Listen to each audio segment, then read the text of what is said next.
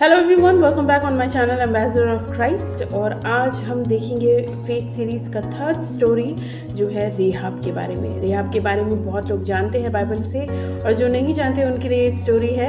ये स्टोरी है रेहाब के बारे में, जो एक प्रोस्टिट्यूट थी। प्रोस्टिट्यूट से कुछ और मत सोचना, बस प्रोस्टिट्यूट के विश्वास के बारे में बताया जा रहा है। और परमेश्वर जो विश्वास करता है वो उस आपके पास भी याद नहीं रखता। जब आप विश्वास करते हो, अपने पापों से अंगीकार करते हो, तो परमेश्वर आपके पापों को याद नहीं करता। शैतान आपके पापों को याद करता है और आपको ह्यूमिलेट करता रहता है और पिंच करता रहता है कि देख तूने क्या किया था। लेकिन परमेश्वर आपके नाम को जानता है, वो आपको नाम से पुकारता है और आपके पापों को, आपके पास्ट को बिल्कुल ही नहीं खुरीदता है। तो रेहाब की स्टोरी ये है कि रेहाब एक प्रोस्टिट्यूट थी पुराने नियम में, और वो एक ऐसी जगह में रहती थी जिसको यहूदी लोग लेना चाहते थे। रेहाब एक यहूदी नहीं थी, वो एक अलग कंट्री की औरत थी, और वो एक प्रोस्टिट्यूट भी थी। तो बेसिकली लोग आते हैं, यहूदी दो स्पाई आते हैं और उस जगह को जहाँ रेहाब रहती थी, जिनको उनको लेना था, वो जगह को देखने आते हैं। लेकिन वहाँ के लोगों को, वहाँ के सोल्जर्स को, वहाँ की आर्मी को पता चल जाता है और वो उनको ढूंढने लगते हैं। वो दो स्पाई जो आने वाले थे, उनको पता चला, वो ढूंढने लगते हैं। तो उस समय रेहाब अपने घर पे उन दो स्पाई को, इन दो यहूदी स्पाई को जिसको परमेश्वर ने भेजा था, उनको अपने घर में पनाह देती है, अपनी जगह देती है, छिपा के रखती है। और इसके कारण से क्या होता है कि जो वहाँ के जो लोग थे वो उनको मार नहीं पाते, ना पकड़ पाते हैं, और फिर वो चले जाते हैं। रेहाब कहती है यहाँ पे वो लोग नहीं है, वो लोग जा चुके हैं। तो जब रेहाब को विश्वास था परमेश्वर पर, वो रेहाब कहती है कि आप अगर जिस दिन आप ये जगह लेने के लिए आओगे तो प्लीज़ मेरे को और मेरे घराने को आप बचा के रखना, बचाना। तब वो लोग कहते हैं कि ठीक है, तुमने हमें पनाह दी है इसलिए हम तुम्हें बचाएंगे, परमेश्वर हमारा तुम्हें बचाएगा।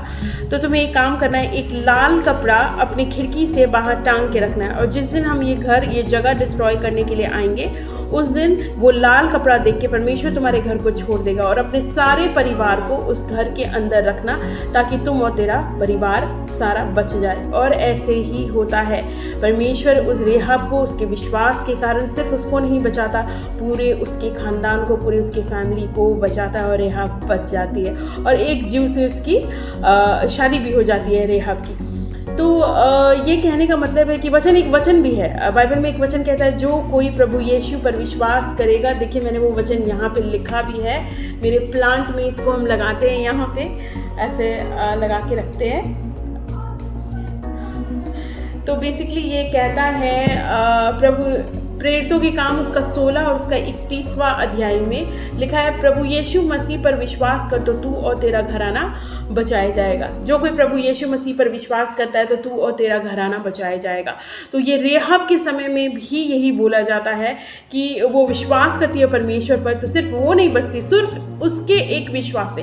पूरे खानदान में कोई विश्वास नहीं करता था परमेश्वर के ऊपर, पर उसको विश्वास था कि there is a god of Jews. यहूदियों का एक परमेश्वर है जो पावरफुल है, जो कहता है वो करता है, और वो विश्वास करती है। और परमेश्वर उसका विश्वास, सिर्फ उसके एक विश्वास से सिर्फ उसको नहीं बचाता, उसके पूरे खानदान को बचाता है। तो अगर आपके फैमिली में आप अकेले हो विश्वास में, या कोई नहीं है, आपको लगता है कि सिर्फ आप ही बचे और कोई बच नहीं सकता, तो ये परमेश्वर का जो ये वचन है ना, बिल्कुल जीवित है, और ये कहता जैसे है वैसे ही होता है। वचन ये भी कहता है कि परमेश्वर का जो नेचर है ना, वो नहीं बदलता। परमेश्वर का जो नेचर है वो नहीं बदलता। जो पहले था रेहाब के समय में, अभी भी वही है, अभी भी वही है। अगर आपकी फैमिली में आप अकेले हो और कोई विश्वास में नहीं है, तो एक दिन आप वेट करना, प्रार्थना में लगे रहना, और जो अभी बचे नहीं है उनके लिए प्रार्थना करते रहना, और एक दिन ज़रूर ज़रूर ज़रूर परमेश्वर आपके पूरे खानदान को, आपकी पूरी फैमिली को बचाएगा। आप तो बचोगे ही, आपका घराना भी बचेगा। Stay tuned for the next story. Bye bye.